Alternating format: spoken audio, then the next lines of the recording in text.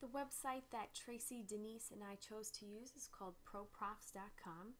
On ProProfs.com, you can create quizzes, you can use brain games, you can create flashcards, polls, and all kinds of other tests and quizzes are available online as well.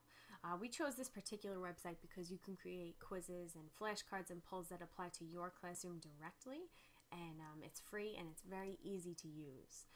So before we meet, when we come together, I believe it's in December, when we all come together to teach our mini lessons, please make sure that you create an account with ProProfs.com. It's free. You just need to type in a username and I think maybe your first name. I don't quite remember.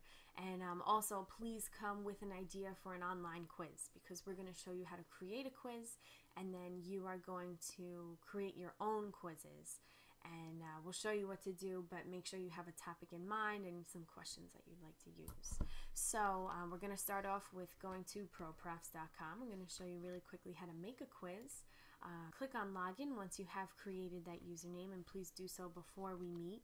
Now normally, if you look at this page, I have 2 quizzes created already because I've been playing around with this website, but if these quizzes weren't created, you would see a green box that says create new quiz, and you would click that. If you have created a quiz already, you would actually go up here where it says my quizzes, and right next to it, create a quiz, click that. And then you can either have a scored quiz, which is really what we use in education more often than a personality quiz. So for now, just click scored quiz and then click continue. And then you can enter your quiz title.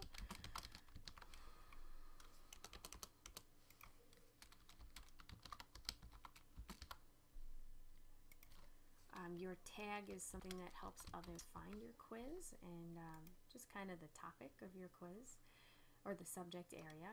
The description, 1 or 2 sentences describing your quiz.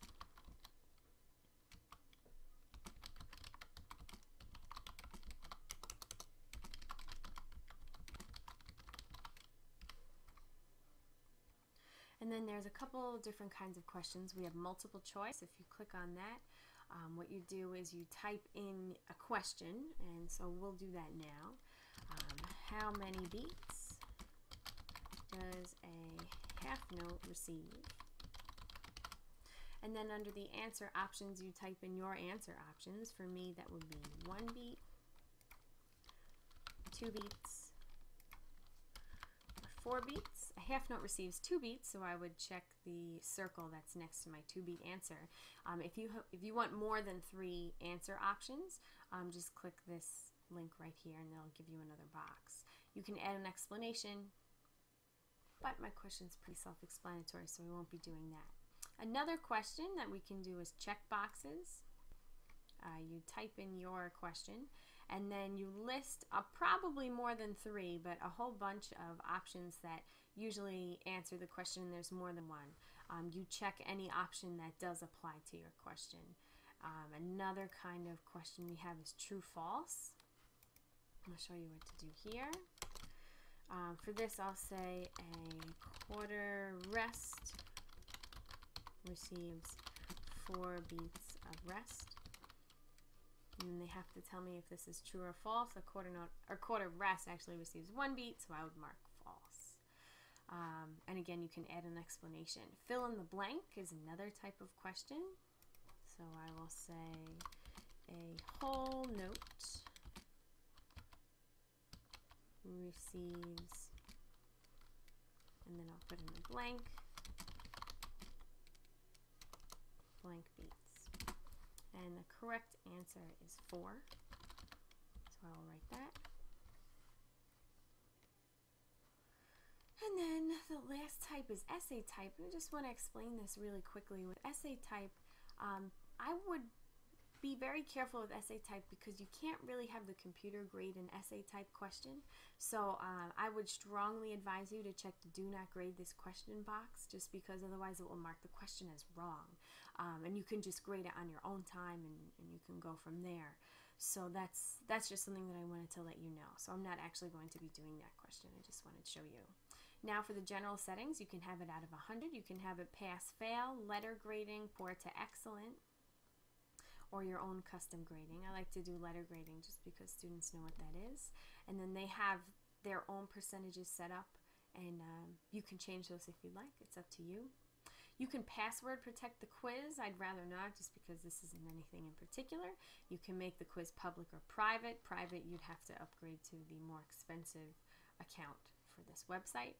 And you can make comments public or private. I choose to make a lot of my comments private. That way no one else can see what people are writing. You can have the questions in sequential order or at random. I just keep it at sequential. It can make your life easier. You can have a time limit. You can choose your language. You can limit when this quiz is available. And these last two options are if you upgraded your account. At the start of the quiz, if you click on that, you can ask for a name, an email, or an ID. They automatically have name given, so that's up to you if you'd like to do that.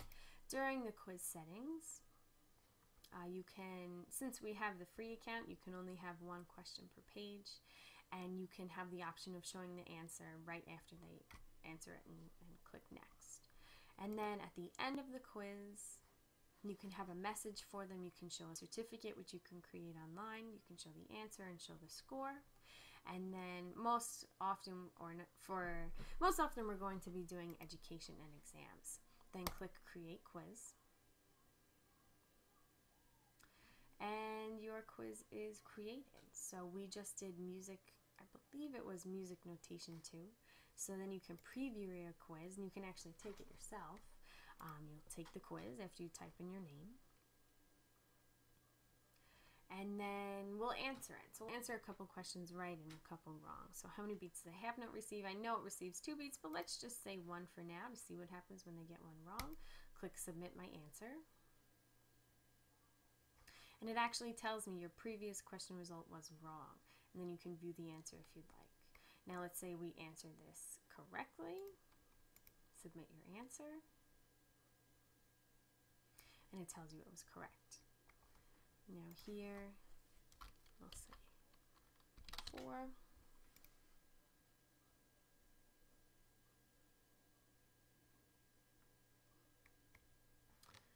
And there's your certificate. It lets you know how you did.